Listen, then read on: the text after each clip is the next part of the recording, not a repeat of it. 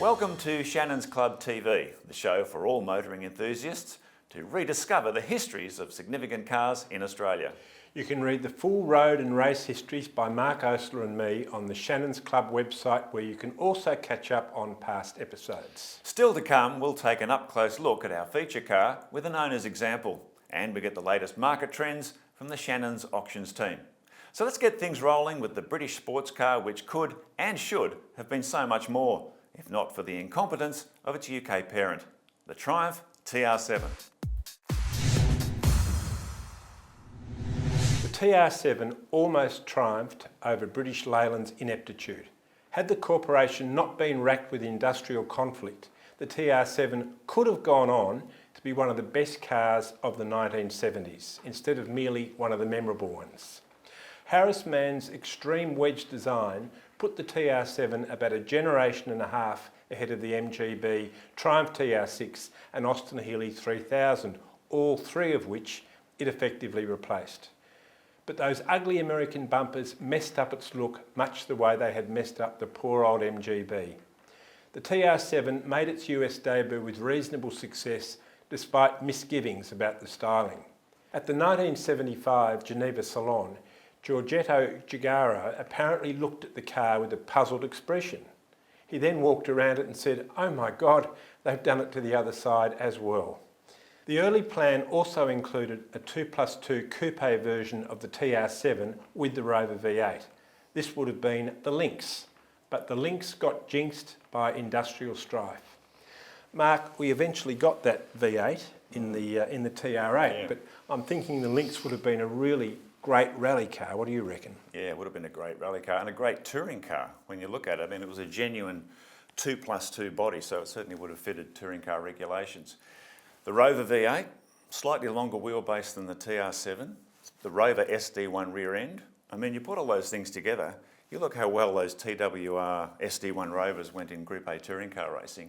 This car would have been an absolute weapon. The potential was certainly there, wasn't it? Oh, absolutely. As for the TR7's fixed roof configuration, that was down to anticipated US safety legislation, which product planners expected would spell the end of convertibles. But rumours of the death of rooflessness were much exaggerated, even though Cadillac got great marketing capital with its supposedly final batch of convertibles. In the end, the Triumph Wedge was itself wedged.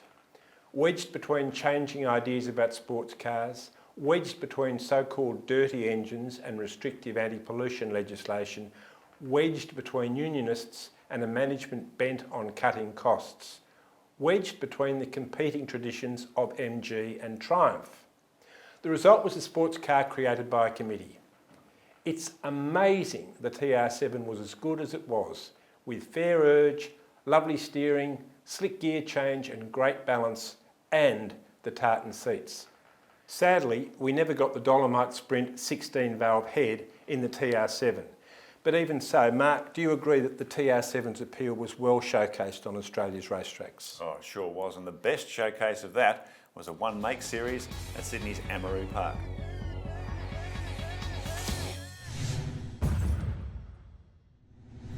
For a car manufacturer, the best thing about backing a one-make series is that your car wins every race.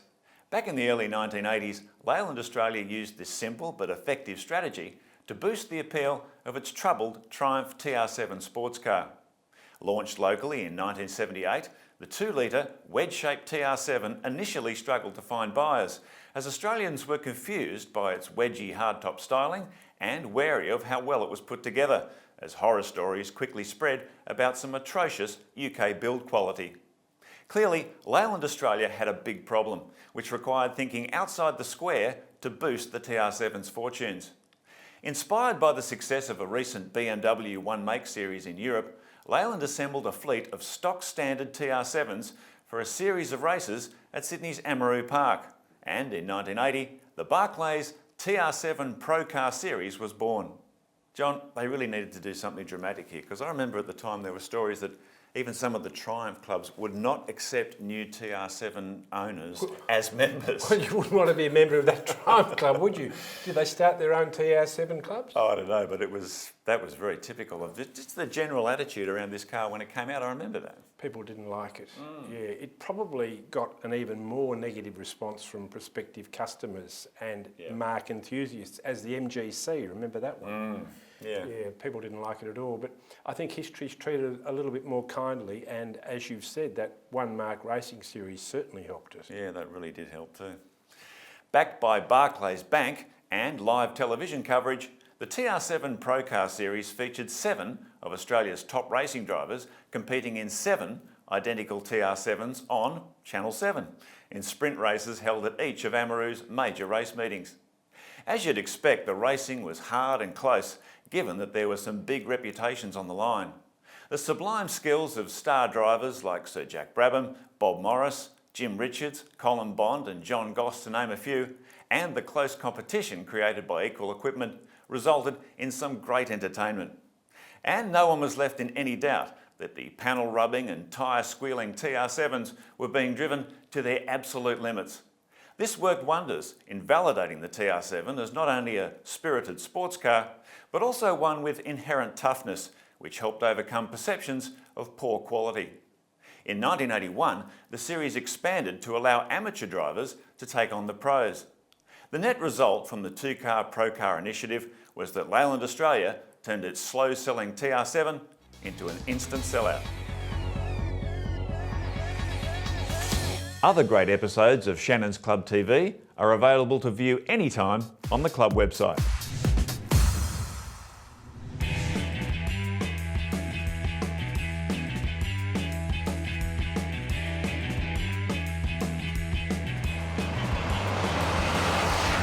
Hi, I'm George Coulter. This is a Triumph TR7. I've had it for 8 years. What I can trace on the identification plate, this car came from England, from the Canley factories at Coventry. With the numbers on this, it was made to come to Australia. Specs underneath the bonnets are a 2-litre 4-cylinder. It's 45 degrees angled, so it'll actually fit underneath the bonnet. It's got a single overhead cam. The top speed is claimed at 108 mile an hour. The brake horsepower is 105, which is not great, but you wind it up, she goes quite well. It's run through a 5-speed gearbox. We find it great to run on long distance runs, interstate and that sort of thing.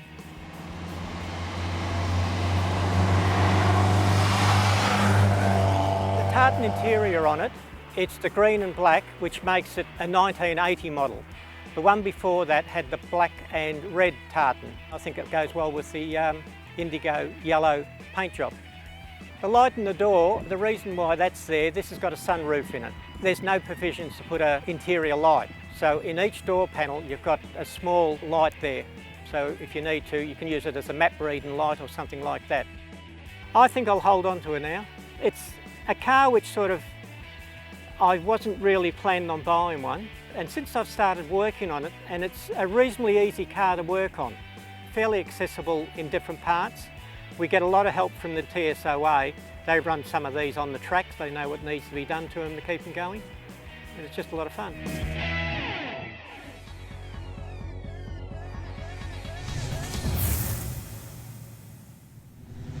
Tony Hansen from Shannon's Auctions joins us for the latest on the Triumph TR7. Welcome, Tony. Thanks, John. Welcome to the show, mate. G'day, Mark. TR7, I'm trying to figure out whether you'd see a lot of those at the auctions or you wouldn't see a lot. What's the answer? We haven't seen a lot in recent years. Very few on the ground, I believe. Is that right? Yeah. Why do you think that is? Is it more like it's a core enthusiast's car and it's sort of swapped within the clubs? Or? I think so too. I think a lot of the people who are looking for these sort of cars are getting them through the club scene. We haven't seen a lot of them come through Shannon's. So, yeah. It seems to be the enthusiast driving it. I mean, this car, when it came out, it was misunderstood. Well, is it a sports car or a GT car? And of course, there was all those terrible stories about build quality. Those two issues seem to have haunted this car right through its life. Exactly. And a lot of people are scared of them maybe. They're not sure what they're getting, you know, unless they know the cars and can have a really good look at them before they buy them. Then, you know, they're a little bit unsure. But you'd have to think, Tiny, that in 10 years' time, one of those cars would be highly collectible. You just don't Well, know, they're- do you? No, you I don't think they're know. collectible now. Yes. I really do. Okay. Because of the fact that they're quite rare and there's not too many of them floating around. Like, when was the last time you saw one on the road, for instance? On the road, not for a long time, Yeah, but not for a there's long usually time. a couple up on car sales and, you know, available at a price, not very high prices, but I would have thought it would be a pretty good thing to stash away in your shed. But I think that about most cars. So. Can't we all? I think one of the things people might be intimidated by too is spare parts backup, because you know, British Leyland or Leyland Australia, long gone. I know there's specialists around the place, but that would be an issue too, wouldn't it? I would imagine so, yes. I think spare parts wouldn't be all that prevalent.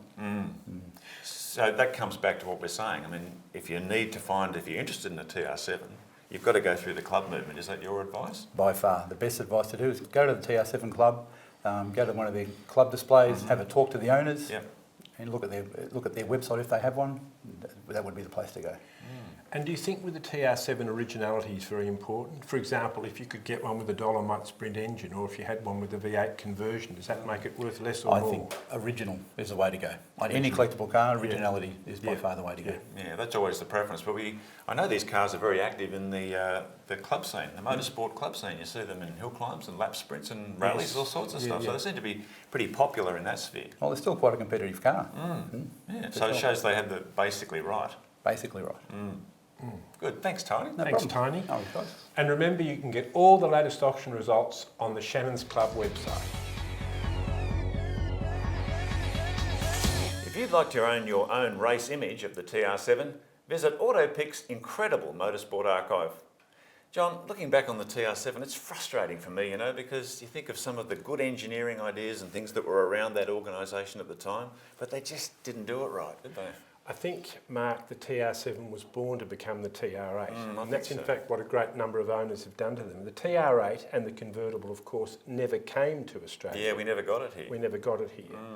But it had some great virtues. It was an extremely well-balanced car, very, very, very good to drive. It just lacked a bit of grunt. But with the V8 engine in it to become a TR8 after the event, it was a fantastic piece of work indeed, I think.